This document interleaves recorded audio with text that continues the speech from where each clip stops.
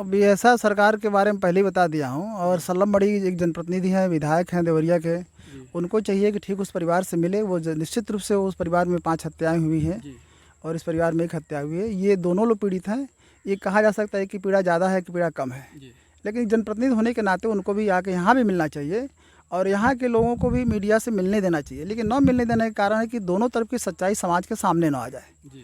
जब समाज के सामने दोनों तरफ सच्चाई है कि समाज मूल्यांकन करेगा कि इसमें गलती क्या है, क्या सरकार क्या कर रही है, लोगों के साथ कैसे घटना घटित हुई है। तो ये लोग मूल्यांकन करके न कर पाएँ और उनकी जो पॉलिसी जो है जात धर्म के नाम पर राजनीति करने की, वो उसमें सफल हो जाएं, यही सरकार की पूरी कोशिश है। आज हम एक वीडियो देख रहे थे साहब, और मीडिया के लोग पूछ रहे हैं उनसे, त्रिपाठी जी से, कि आप प्रेमचंद यादव जी के घर पे जाएंगे कि नहीं, वहाँ पे भी एक हत्या हुई है। तो उन्होंने साफ साफ शब्दों में कहा है, बहुत तुरंत कहा है कि नहीं, हम वहाँ पे कभी नहीं जाएंगे। और जो सत्य प्रकाश दुबे जी के परिवार के लोग हैं, इनके साथ हम हमेशा खड़े रहेंगे और हर स्तर तक खड़े रहेंगे। जो उनकी लड़की है उसको हम नौकरी भी दिलवाने का काम करेंगे, 1 लाख रुपये का योगदान भी करते हैं। कैसा लगता है ये चीज़? तो वही जो बताया हूँ, फिर वही बात हो गई। और उनका जो मानसिकता है उसी मानसिकता से काम कर रहे हैं। दूसरी कोई इनकी पॉलिसी नहीं है। उनको यहाँ भी आना चाहिए। हम लोग तो वो दुबे परिवार में जाना चाहते थे, लेकिन पता चला वहाँ कोई है ही नहीं। तो अब सल्लम मरी जी के यहाँ, तो सल्लम मरी जी का तो हम लोग जाएंगे नहीं। तो ये सवाल है कि दोनों पक्ष से मिलना चाहिए। हम लोग उस परिवार से मिलना चाहते, उस ज़मीन को भी देखना चाहते थे कि जाए देखा जाए क्या विवाद है, लेकिन वहाँ भी कोई है नहीं, तो फिर जाने से कोई मतलब नहीं है। अच्छा, यहाँ पे आप लोग परिवार से मिल पाए कि नहीं मिल पाए प्रेमचंद? नहीं, बिल्कुल। यहाँ के अधिकारी जो हैं, ड्यूटी लेके उनसे मैंने बात किया तो वो कह रहे हैं कि वकील साहब ऐसा कल आइएगा, आज नहीं अब संभव है, बहुत लेट हो गया, रात हो गई है। हम कहेंगे रात कहाँ, अभी तो दिन है, अभी मिल सकते हैं, 5-10 मिनट का काम है। कर नहीं, महिला थक गई है, कल आप आइएगा। यानी कुल मिलाकर मिलने ही नहीं दिएगा। हमने कहा भाई कि हम जानना चाहते हैं कि मामला क्या है। तो कह रहे हैं प्रशासन पर छोड़ दीजिए, जांच कर रही है।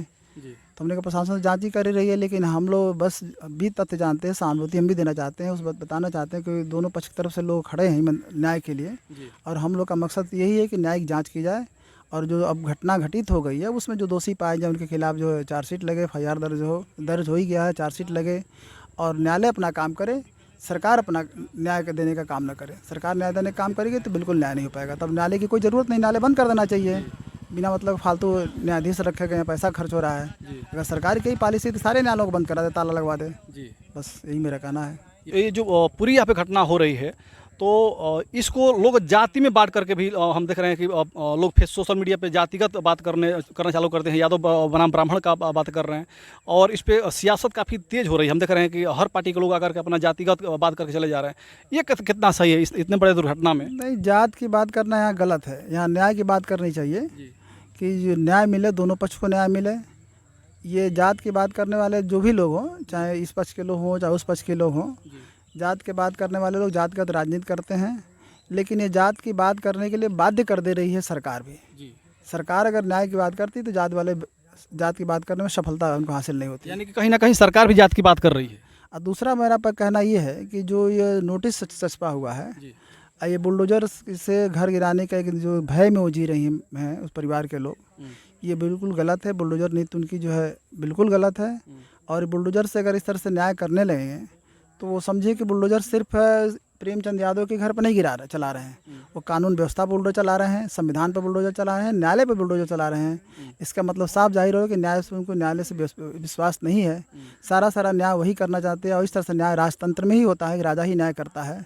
यानी पूरी संविधान के खिलाफ जिनकी कार्रवाइयाँ हैं और इस लोकतांत्रिक व्यवस्था को ध्वस्त करना चाहते हैं, राजतंत्र कायम करना चाहते हैं, मनवादी सिद्धांत लागू करना चाहते हैं। यही पूरा भाजपा और RSS की पॉलिसी है, उसी पे काम कर रहे हैं, दूसरा कुछ नहीं कर रहे हैं। अच्छा, लगातार जो देवेश दुबे है, वो सत्य प्रकाश दुबे का लड़का, हम देख रहे हैं कि लगातार इनकाउंटर करने की बात कर रहा है, घर गिराने की बात कर रहा है, पूरी जितनी संपत्ति सबको कुर्की और जब्त कराने की बात कर रहा है, यहाँ तक कि उनकी प्रेमचंद यादव की औरत को भी हिरासत में लेने की बात कर रहा है। यह कितना सत्य है? ये पूरी तरह से गलत है। कहीं भी मान लीजिए अब इनकाउंटर करने के बाद अब जब सरकार अपने FIR दर्ज होगा, कानूनी प्रक्रिया चली रही है, तब इनकाउंटर करने का कहाँ है? कहीं भाग रहा है इसमें कोई भाग नहीं रहा है, कोई अपराधी का व्यक्ति नहीं है, कोई इनके सरकार पर पुलिस ऑफिसर कोई फायरिंग भी नहीं कर रहा है। तो ये इनकाउंटर करने वाली ही बातें हैं जो है पूरी तरह से तानाशाही व्यवस्था है। और वो इसलिए कह रहा है कि समझ रहा है कि हमारी सरकार है, हम ब्राह्मण जात से हैं, इसलिए हम जो कहेंगे वो सारा होगा। तो वो अपनी इस सोच से कह रहा है, क्योंकि उसको भी कानून पता नहीं है, वो भी बालक ही है। अब उसको जैसा जैसा मोटिवेट किया जा रहा है वो कह रहा है, बिल्कुल ये गलत कह रहा है। यानी कहीं ना कहीं उसको मोटिवेट किया जा रहा है कि इस प्रकार से तुम बातें करो। भाई, जो भी घर में बच्चा पैदा होता है वो नहीं जानता कि हम किस जात के हैं, किस धर्म के हैं।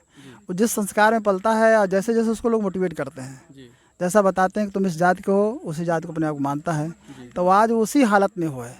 वो भी लड़का ऐसा नहीं जिसके परिवार के इतने लोग खो दिया हो, तो सही दिमाग में हालत में नहीं है। जैसे जैसे सरकार उसको समझाएगी, जो अपने संरक्षण में लिए हैं लोग समझाएंगे, उसी तरह का वो बयान देगा। हाँ, वो अपने बुद्धि विवेक से कोई बयान नहीं दे पाएगा इस समय। हाँ। लेकिन हमें भी यही लग रहा है कि मकान गिराने से पहले इसकी जांच करानी चाहिए कि ये सरकारी ज़मीन में है या वो अपने ज़मीन बनाया जाए। जैसे इनका ये दावा कर रहे हैं लोग कि हमारी अपनी ज़मीन बनाया गया, हमारे बाबा बनवाए थे, ऐसा होना चाहिए था।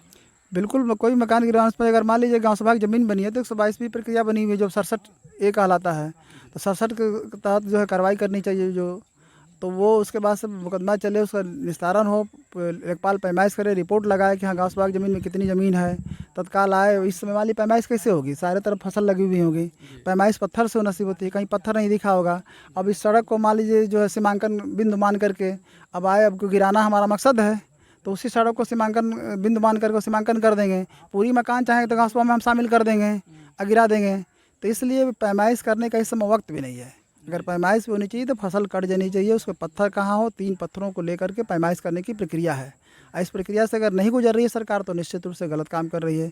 और जहाँ रहा देवेश दुबे के प्रति जो है सहानुभूति हम सबकी है, मैं खुद महसूस कर रहा हूँ। पहले दिन ही हम लोग जो है 3 तारीख को हम लोग जिलाधिकारी को हम लोग ज्ञापन दिए कि इस घटना की न्यायिक जांच होनी चाहिए, और जो 6 हत्या हुई है बहुत दर्दनाक घटना हुई है, और जिस बच्चे के परिवार में 4 लोग मर जाएँ, 5 लोग की हत्या हो जाएगी, वो निश्चित रूप से बहुत दर्दनाक स्थिति में जिएगा, उसकी जीना और मरना बराबर ही होगा। तो इसीलिए मैं कहा हूँ कि अपनी बुद्धि विवेक से वो कोई इस समय बयान नहीं दे रहा होगा। अब जो सहानुभूति में आकर के जो हम सिखाएंगे वही वो लड़का कहेगा, क्योंकि भाई हमारे उसके सहानुभूति में जो खड़ा होगा, जैसा वो राय देगा वैसा ही करेगा। कम से कम इस हालत में जो उसके साथ खड़ा है उसको ही भगवान मानेगा। अब वो गलत कह रहा है, सही कह रहा है, न्यायिक बात कर रहा है, न्यायिक बात कर रहा है, उस बुद्धि विवेक उसके पास नहीं, ये समझ नहीं पाएगा, तो उसकी मैं गलती नहीं मान रहा हूँ। अभी उतनी समझदारी भी उसकी नहीं है, ये गलती सरकार जानबूझ के कर रही है। ठीक है, तो ये आनंद प्रकाश चौरसिया जी थे, ये अधिवक्ता भी हैं, और इनसे हम बातें करके यहाँ के परिस्थितियों के बारे में जानने का प्रयास करें, यहाँ पे क्या होना चाहिए क्या नहीं होना चाहिए इसके बारे में भी जानने का प्रयास करें। तो इनका सीधा सा कहना है कि पहले इस पर जांच होनी चाहिए, जांच होने के बाद बुलडोजर चलाने की बात की जानी चाहिए, अच्छी तरह से जांच की जानी चाहिए कि घर सरकारी ज़मीन में है या अपनी चेकआउट में लोग घर बनवाए हैं, तो सरकार इस पे कितना ध्यान देती है और कितने बारीकी से इस पे जांच कराती है और ध्यान दे करके काम कर रही है और बुलडोजर चलवाती है कि नहीं चलवाती है, ये देखने की बात है। इसी के साथ हम इस वीडियो खत्म करना चाहेंगे। हमारे फेसबुक पेज पे आप देख रहे हैं तो फॉलो करिएगा, और यूट्यूब पे देख रहे हैं तो हमें सब्सक्राइब करिएगा। जय हिंद, जय भारत।